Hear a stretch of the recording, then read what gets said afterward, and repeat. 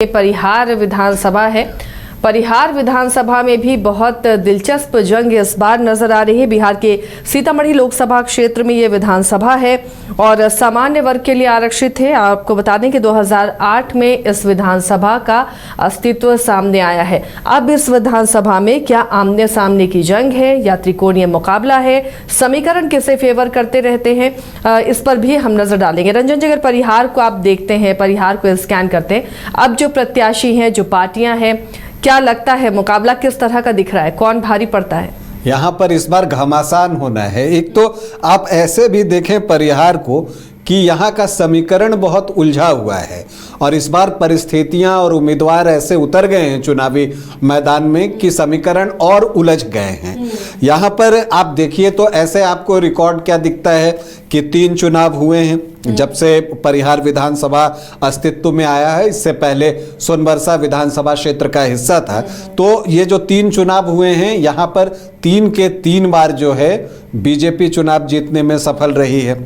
और जो राम नरेश यादव हैं, पहला चुनाव वो जीते, बाद में 2 चुनाव उनकी पत्नी जीती। तो इससे क्या लगता है? इससे लगता है कि ये बीजेपी का गढ़ है, बीजेपी का किला है। लेकिन जब यहाँ के मुकाबले को आप देखिएगा तो यहाँ पर बहुत क्लोज फाइट होती है। मतलब मामूली अंतर से जीत हार होता है। 2010 में 4218 वोट, 2015 में 4017 वोट और 2020 में तो सिर्फ 1500 वोट। तो फाइट बहुत क्लोज है यहाँ पर, लेकिन परिणाम अब तक बीजेपी के पक्ष में आए हैं। तो एक तो ये चीज है। अब जो मैंने कहा कि यहाँ के समीकरण पहले से उलझे हैं, तो इसलिए उलझे हैं कि आप यहाँ पर देखते कि जो आरजेडी का कॉम्बिनेशन होता है वो MY का होता है, लेकिन यहाँ जो बीजेपी है वो Y से कैंडिडेट देता है। यादव कैंडिडेट यहाँ पर बीजेपी उतारता है, तो यादव वोट जो है वो बीजेपी की तरफ जो है बहुत शिफ्ट हो जाते हैं। और यहाँ पर जब आप सामने देखिएगा तो वैश्य वोटर्स जो हैं वो बीजेपी के कोर वोटर हैं, लेकिन आरजेडी यहाँ से वैश्य प्रत्याशी उतारता है। तो जब यहाँ वैश्य प्रत्याशी उतरते हैं तो बीजेपी का जो पारंपरिक वोट है उसमें सेंधमारी हो जाती है। लेकिन इस बार जो एक खास बात हुई है कि रितु कुमारी, जो कि पिछले बार यहाँ से चुनाव लड़ी थी और सिर्फ 1500 वोटों से हारी थी। बाद में उनको लोकसभा चुनाव में शिवहर से राजद ने अपना प्रत्याशी बनाया था, वहाँ भी लवली आनंद के साथ जो है उनकी फाइट बहुत तगड़ी हुई थी। और अगर आप देखिए तो वो राजद महिला सेल की प्रदेश अध्यक्ष भी थी। तो उनका टिकट कट गया और जो रामचंद्र पूर्वे हैं, उनकी बहू हैं स्मिता पूर्वे, उनको आरजेडी ने इस बार टिकट दिया। अब इससे रितु कुमारी की नाराजगी बढ़ी, क्योंकि उनको लगता था कि वो इस क्षेत्र में लगातार कार्य कर रही हैं और अब वो निर्दलीय यहां से चुनावी मैदान में उतर गई हैं। तो अब जो है यहाँ का मुकाबला एक अलग तरह का हो गया है। अब रितु कुमारी जो हैं यहाँ पर, वो किसके किसके वोट में सेंध लगाएंगी ये देखना जो है महत्वपूर्ण है। एक सिंपैथी भी उनकी तरफ जो है वो जाता हुआ दिखता है। तो वो यहाँ पर चूंकि भावुक हो गई थी, रोने लगी थी जब टिकट कटा था। एक और खास बात है परिहार में कि तीनों मुख्य प्रत्याशी महिला हैं।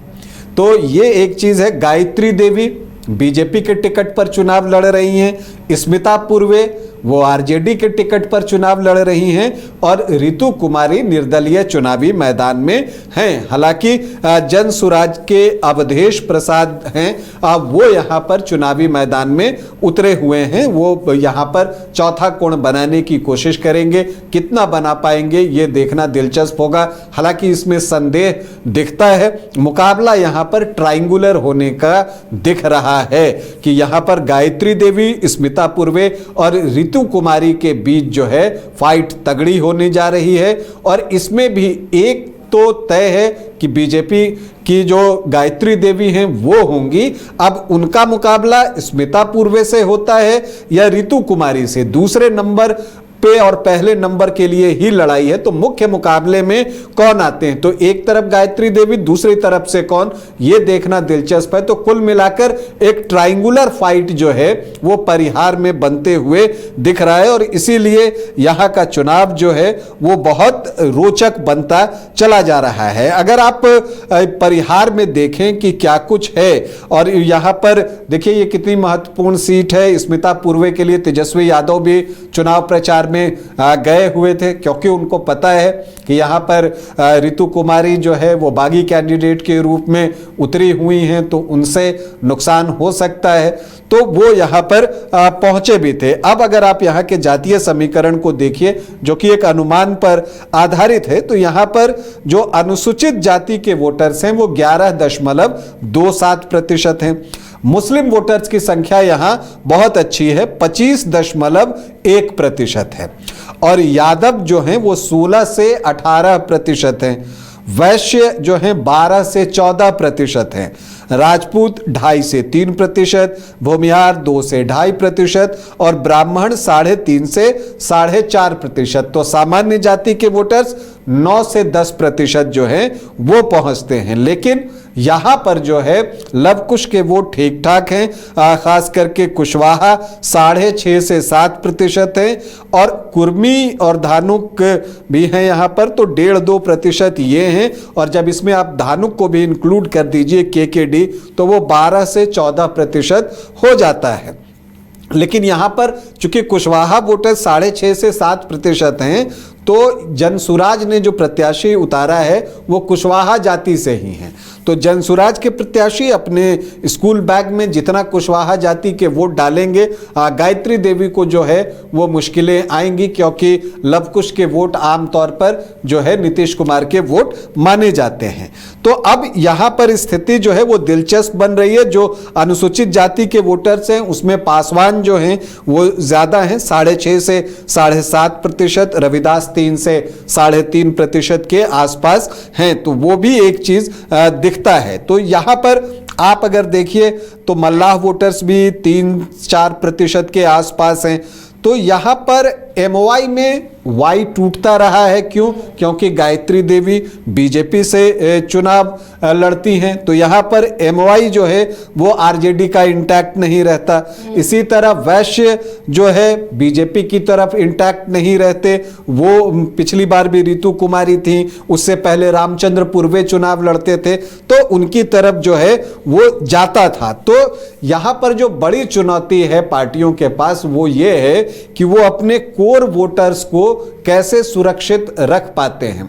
यहां पर कोर वोटर्स और फिर साथ में उम्मीदवार की जाति को इंक्लूड करने की कोशिश होती है, और फिर जो ये इस समीकरण में थोड़ा ज़्यादा स्ट्रांग दिखता है, जीत उसकी हो जाती है। तो वही एक चीज़ इस बार भी देखने को मिल रही है। गायत्री देवी, स्मिता पूर्वे और रितु कुमारी में कोई कमतर नहीं है।